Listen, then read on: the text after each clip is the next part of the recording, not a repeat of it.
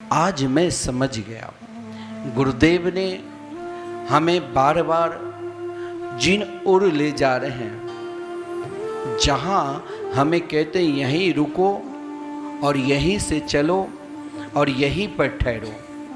कहाँ पर ठहराते हैं? भगवान की नाम की ओर। एकमात्र कहीं भी किसी भी और साधना करने की जरूरत नहीं, किसी भी तंत्र मंत्र में पढ़ने की जरूरत नहीं। केवल हम सभी को एक ही धर्म और एक को ही सर्वस्व मानना है।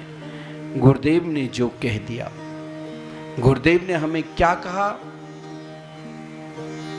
गुरुदेव ने केवल हमें यही शिक्षा दी है कि जीवन का एक ही साधना का फल है, वो भगवान के नाम।